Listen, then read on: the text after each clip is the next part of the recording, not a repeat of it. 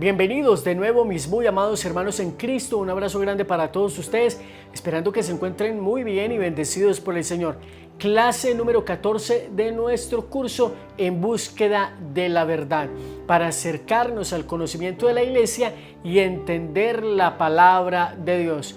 Hoy, amado Jesús, te pedimos humildemente que nos regale la gracia de poder discernir cómo es que se ha ido construyendo la palabra de Dios a lo largo del tiempo. Qué bueno que nosotros hoy podamos abrir nuestro corazón con humildad para escudriñar las Escrituras, porque como tú nos dices, ellas nos hablan de ti, pero que también podamos abrir nuestro entendimiento a otras posibilidades, a la realidad de que también la historia nos da testimonio de los acontecimientos de la Biblia y que también, Señor, la misma Escritura nos va mostrando cuál es el proceso a través del cual tú te has manifestado a la humanidad y cómo has venido al mundo, cómo has elegido a unos discípulos, los has formado para que estén contigo y luego enviarlos a predicar. Y cómo es verdad que existe una iglesia que viene en sucesión apostólica desde los apóstoles hasta nuestros días. Que el Espíritu Santo nos dé sabiduría y entendimiento para seguir asumiendo este curso con amor, humildad y sencillez. Bienvenidos. Bien, queridos hermanos, hoy quiero compartir con ustedes algunos elementos que no toqué en la clase pasada. Tocando el tema de la Sagrada Escritura, decíamos en la clase anterior que la Biblia no fue escrita en un solo tiempo, en un solo siglo, en una sola sentada, ni tampoco fue escrita por una sola persona. De ahí para acá, otros elementos que nos corresponden analizar acerca de la Sagrada Escritura es que, en primer lugar, el autor de la Sagrada Escritura, el inspirador de la Sagrada Escritura, es Dios. Dios que se revela a un pueblo, Dios elige a un pueblo, se manifiesta a un pueblo. Y en ese pueblo les va dando a conocer su palabra, les va dando a conocer su voluntad.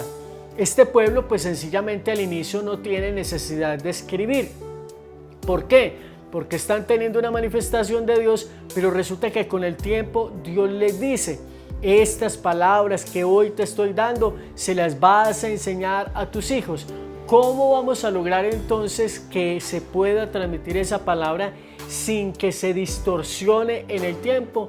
Pues llega un momento en el que hay que empezar a reducirle a la tradición oral, es decir, transmitir de viva voz la experiencia que el pueblo tiene con Dios, y comienzan a surgir unos personajes que se llaman los agiógrafos o autores sagrados, hombres inspirados por el Espíritu Santo para poner por escrito varias de las manifestaciones que Dios ha venido teniendo a lo largo del tiempo. Pero que quedemos claros en unos aspectos nuevamente para empalmarnos con la clase anterior.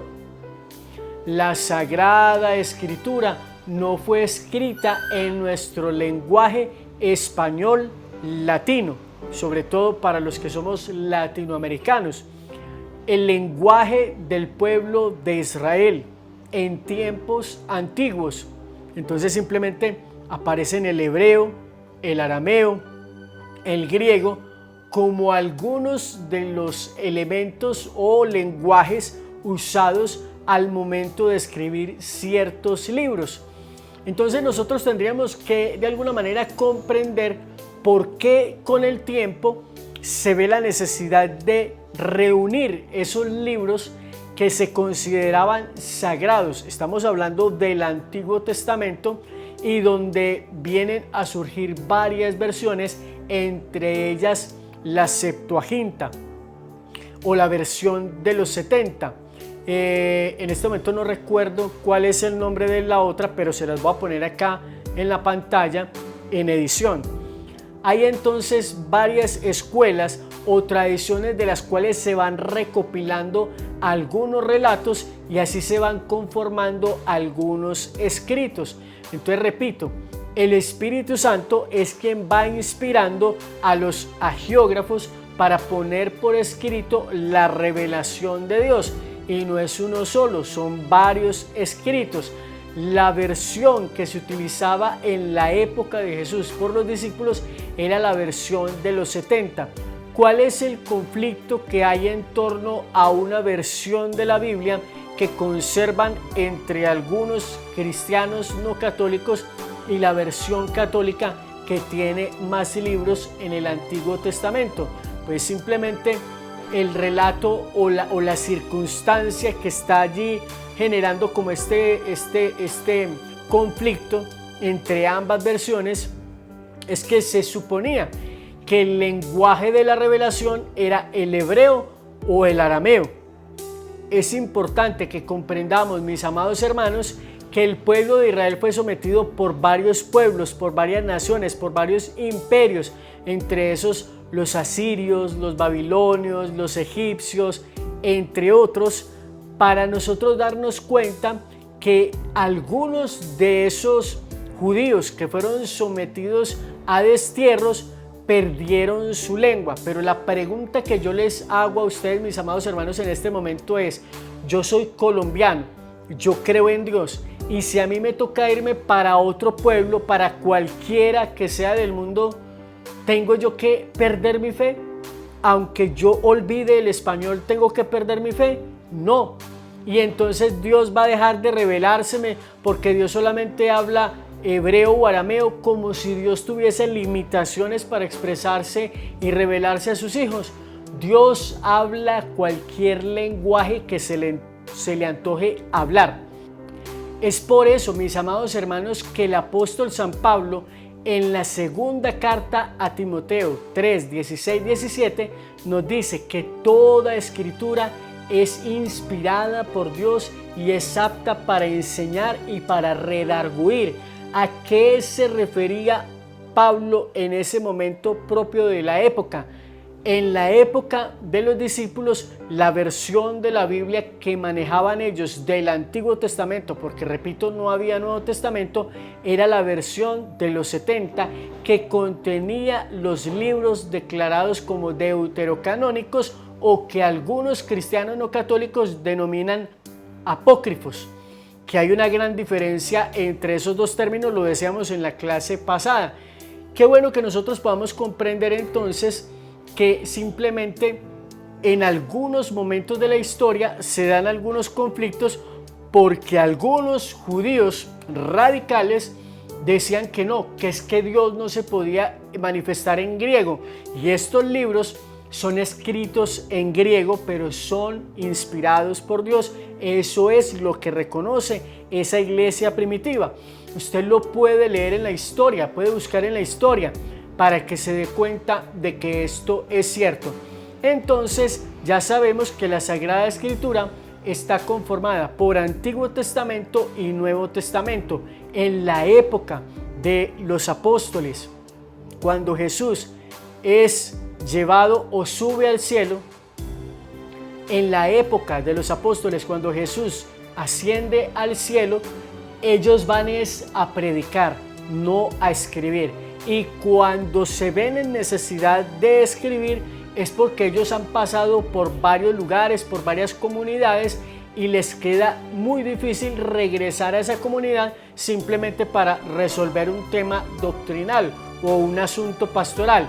Entonces ahí es cuando los discípulos comienzan a tener la necesidad de escribir algunas cartas. Los primeros escritos que aparecen más o menos hacia el año 70 son primero cartas de Pablo. Ya después aparecen los evangelios, etcétera, contando lo que nosotros leemos en el Nuevo Testamento, pero en ese momento todavía no existe Nuevo Testamento. Se están produciendo algunos escritos que ni siquiera quienes están escribiendo tienen idea de que eso más adelante va a formar parte o se va a unir a ese antiguo libro llamado Escritura, versión de los 70, Antiguo Testamento. Hasta aquí, qué bueno que nosotros podamos comprender, mis muy amados hermanos, que sencillamente es importante que nos demos cuenta que no porque un libro no está escrito en hebreo o en arameo, entonces no es revelación de Dios, que es el problema que hay allá en esa época y razón por la cual algunos judíos de Israel deciden sacar esos libros que se llaman deuterocanónicos, pero que San Pablo reconoce como verdaderamente inspirados por Dios. Y hermanos, también nosotros comprender otras cosas, como por ejemplo el tema de los lenguajes literarios. Para yo leer la Sagrada Escritura lo mejor posible y comprenderla, debo de acercarme, tener un acercamiento a la cultura del pueblo de Israel en esa época para comprender algunas expresiones.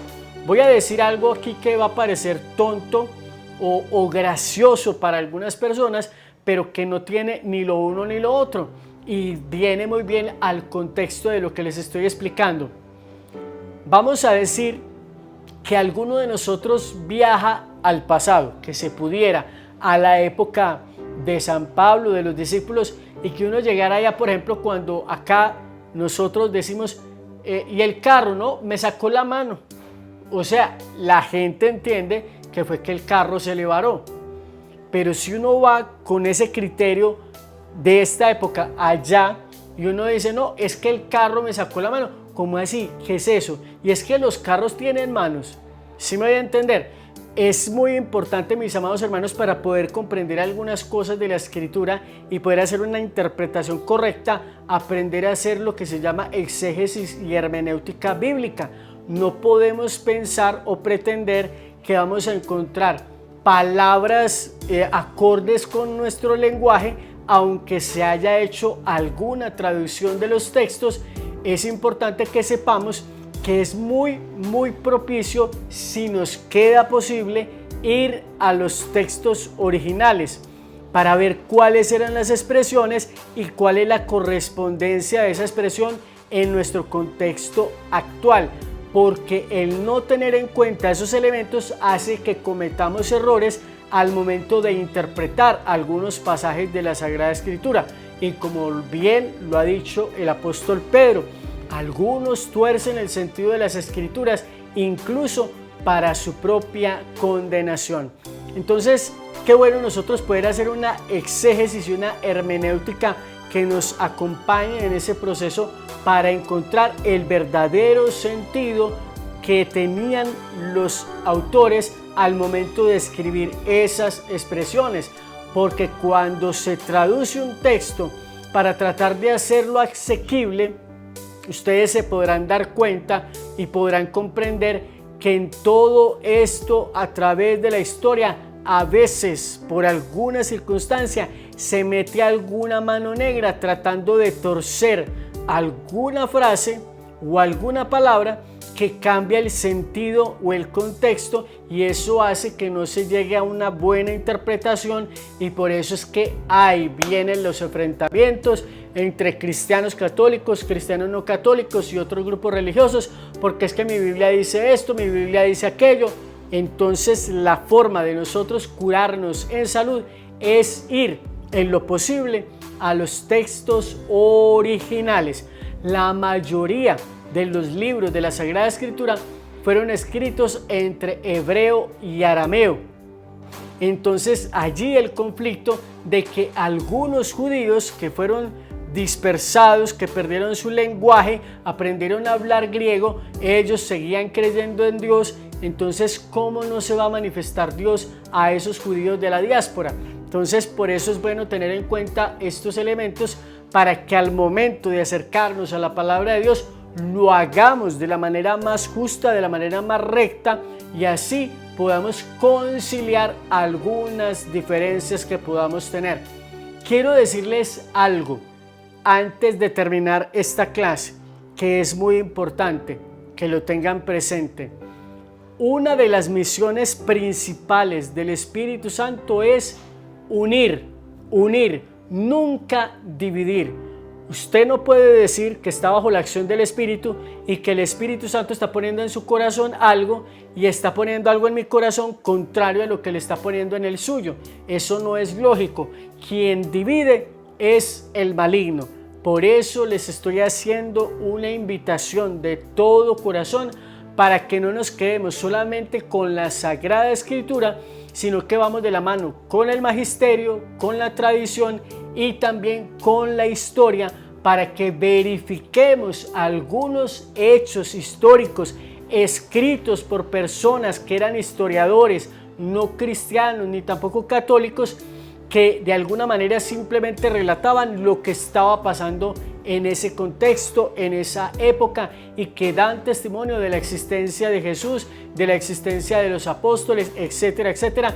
Y la manera más sana de nosotros acercarnos a esa palabra no es quedarnos con la versión del pastor o del sacerdote, sino en lo posible tratar de ir a algunos textos originales frente a algunas cosas para que podamos comprender en realidad dónde está la verdad. El propósito mío no es hacer proselitismo para ganar más personas para la Iglesia Católica y ya, no. El propósito es que las personas estudien, conozcan la verdad y esa verdad los traiga a la iglesia, pero para que sigan el proceso de evangelización, formándose, creciendo espiritualmente y que vivan una vida conforme al corazón de Dios con un profundo llamado a la santidad. Porque ser católico no es sinónimo de pecado y pecador no es sinónimo de católico. Yo soy pecador, sea protestante, sea católico o sea de cualquier otra denominación o así no tenga religión. El pecado no tiene que ver con la Iglesia Católica. Que hay cristianos evangélicos pecadores, que hay cristianos católicos pecadores, que hay musulmanes pecadores, que hay judíos pecadores, que hay hindúes pecadores, etc. De todo se ve en la viña del Señor, pero qué bueno que nosotros caminemos en este proceso, en este estudio, de una manera consecuente y responsable. No irresponsable, sino irresponsable. Caminar responsablemente en este estudio, porque la idea no es enseñarles y transmitirles lo que a mí se me antoja, sino que ustedes hagan un recorrido conmigo, estudiando de verdad como tiene que ser, y de esa manera ustedes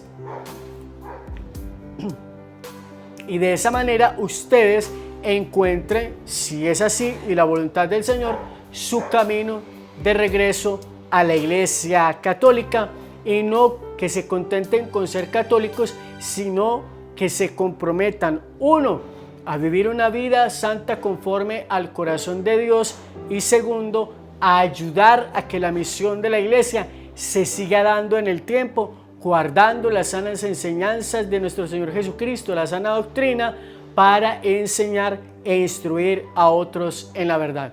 Amados hermanos, espero que este video sea de su agrado, que esta clase número 14 le llegue al corazón, y espero verlos en la próxima clase. Compartan esta clase, compartan estas enseñanzas con otras personas e invítenlos para que vengan a este canal, activen la campana de notificaciones e inviten también a que muchos vengan y se suscriban a nuestro canal. Y si este video te agrada, pues dale me gusta para que el algoritmo de YouTube lo recomiende a otras personas. Y además de eso, activa la campana de notificaciones para que te lleguen alertas cada vez que subamos nuevo contenido a este curso. A ustedes por su atención, muchas gracias. Dios les bendiga.